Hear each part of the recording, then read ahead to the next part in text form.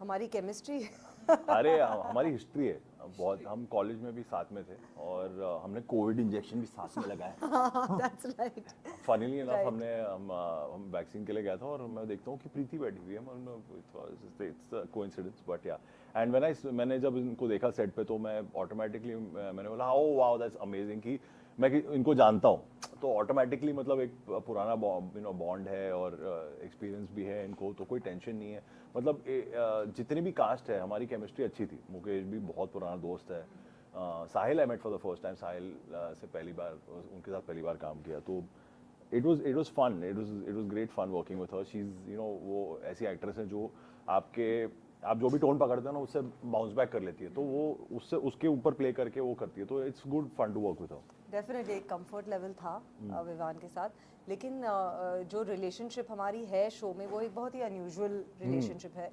और किसी भी हस्बैंड और वाइफ के रिलेशन। हाँ I think they identify with it. मतलब ये वो वाली वाइफ है ना Yeah. जो मतलब she is her name is Tania but she should been called ताना।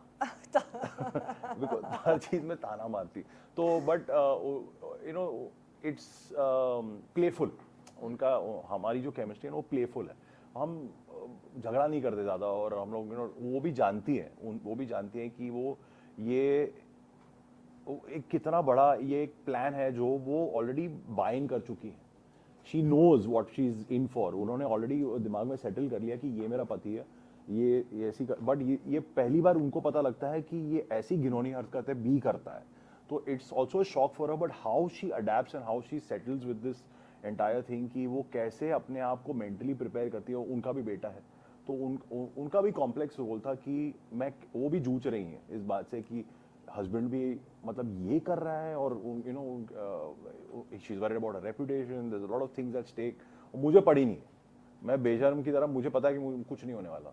मैं वैसा आदमी हो गया हूँ कि मुझे पता है कि मेरी पुरानी हरकत है, ये पहले भी कर चुका है, और इसके बाद इतने पैसे है, इतनी पावर है कि उसको पता है कि कुछ नहीं होगा। तो उसको उसका ये एटीट्यूड रहता है, तो ये हमेशा उसके साथ एक ये रहता है, टॉर्चर रहता है इसके लिए, मेंटल टॉर्चर, कि ये सीरियस क्यों नहीं कर रहा है, ये सीरियसली क्यों नहीं ले रहा है ये बात को। So that I think is one thing for her.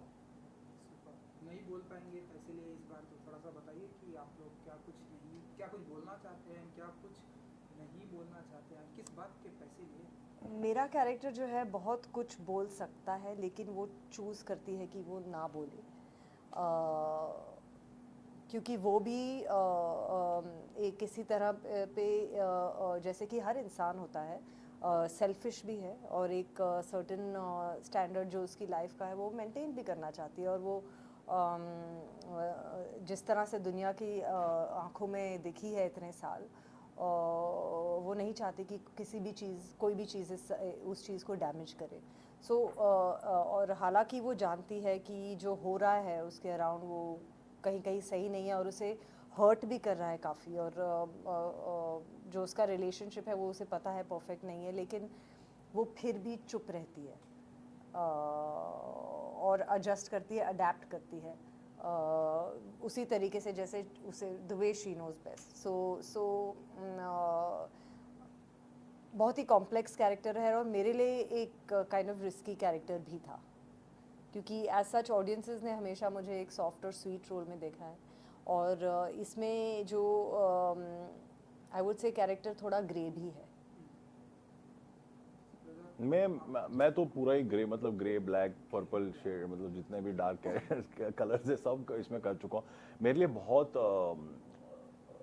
जब मुझे ऑफर किया गया तो मैं थोड़ा सा सोच में पड़ गया कि मैं ये कर सकता हूँ कि नहीं, क्योंकि मैं खुद एक बाप हूँ, मेरा एक बच्चा है, तो मैं खुद सोच में पड़ गया कि ये कैसे मैं कर लूँगा, कैसे मैं कन्विंसिंग रहूँगा, कैसे प्रेजेंट करेंगे। मुझे बहुत सारे ख्याल आ गए, बट मैं जानता था कि मुकेश मुझे ऐसे किसी जगह पर नहीं भेजेगा जहाँ पर मैं गलत कर सकूँ। बट तो और जब मैं साहिल को मिला और मैं समझ गया कि प्रेजेंटेशन कैसे होने वाली, बिकॉज बहुत सारे लोग बातें करते हैं लेकिन जब प्रेजेंट करने जाते हैं तो कुछ अलग ही निकलता है। तो जब मैं समझ गया कि ये लोग कैसा चाहते हैं, कैसा प्रेजेंट करना चाहते हैं, तब मैं फुली कन्विंस हो गया ये करने के लिए। और जहाँ तक आपने कहा कि तो मैंने पैसे दिए हैं सबको चुप कराने के लिए।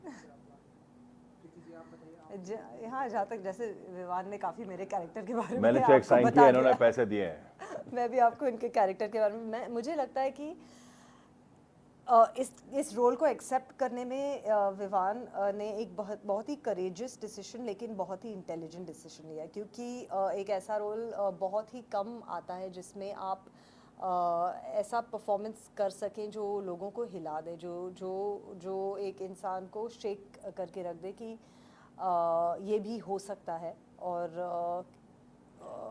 so I think it was a very brave move on Vivan's part, and I think जिस तरह से उन्होंने प्ले किया है,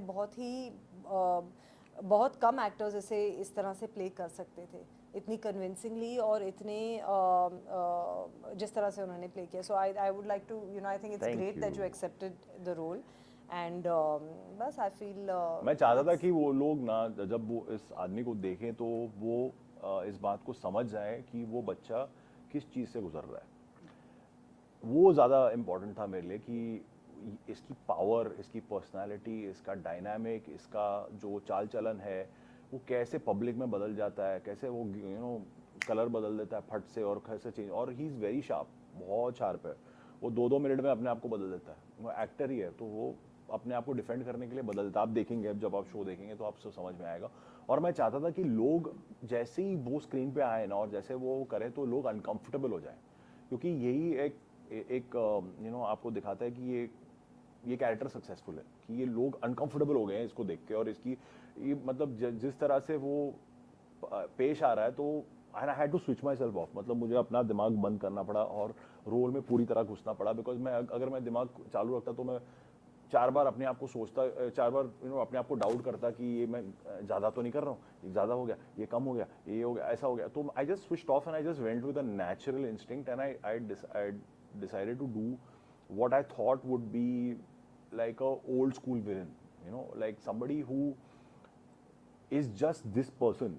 वो ये वही इंसान है. मतलब ही कोई एक्सक्यूज नहीं बनाता इसके लिए, कोई अपॉलॉजी नहीं करता. इसको भी जब ये इनको पता लगता है इसके बारे में तो ये मेरे से पूछती हैं तो ये बेशर्मी से जवाब देता है.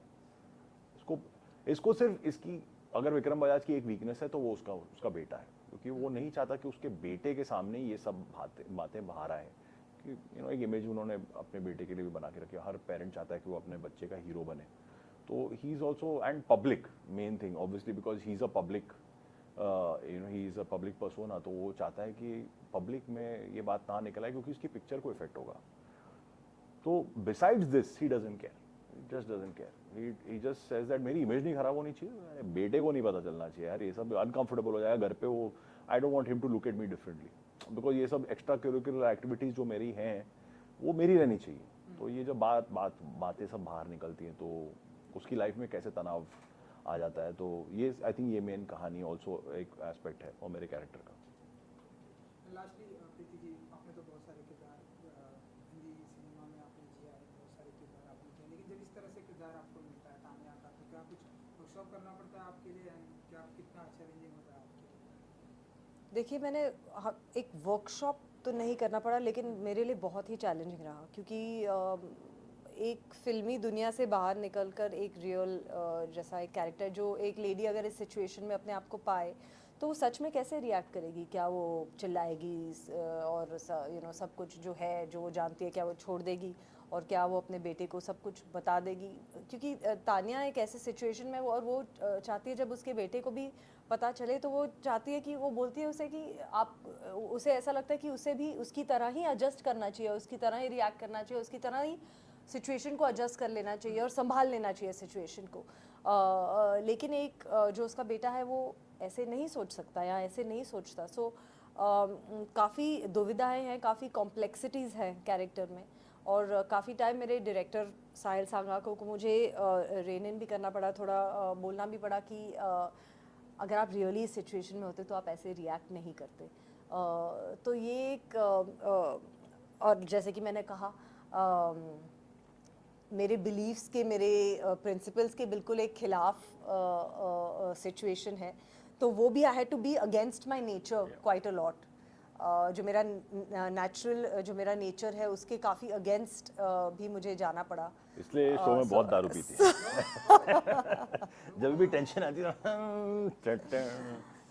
तो हाँ दारू पी के, और क्योंकि दैट्स द वो पीकर ही अपने आप को थोड़ा बहुत एक्सप्रेस कर सकती है अपने हस्बैंड के सामने, थोड़ा बहुत उनको जो बोल सकती है वो अपने हस्बैंड को प्राइवेट में बोल देती है, क्योंकि पब्लिक में तो उसे एक इमेज मेंटेन करके रखना है, वो देखो maintain जब भी ये करती लड़ती है तो मेरा एक ही सवाल होता है, तू क्या कर लेगी, छोड़ेगी मुझे, क्या कर लेगी, जाओ। है। तो वो एटीट्यूड मेरा है। तो इसको वो क्या करती है, वो उसकी जितनी ताकत है उसके अंदर वो खिलवाड़ करती है, मतलब वो क्या कर सकती है, ताने ही मार सकती है। Yes. और वो तो वो करती है, और वो अपने बच्चे को प्रोटेक्ट करने की कोशिश करती है ये दुनिया से, लेकिन इवेंचुअली मतलब सब कुछ खुलासा ही हो ही जाता है।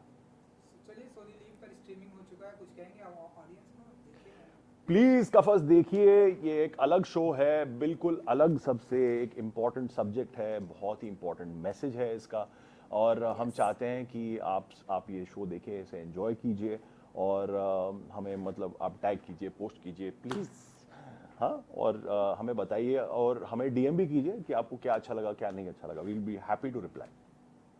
बहुत फास्ट मूविंग शो है, जिसने भी देखा है बोला है कि एक सिटिंग में देख ली है शो। एंड एक शो है, एक टॉपिक है जिसके बारे में हम सबको बात करना, एज अ सोसाइटी बात करना ज़रूरी है। सो डेफिनेटली देखिए, and like Vivaan said, do let us know what you liked. Thank you so much. Thank you, thank you.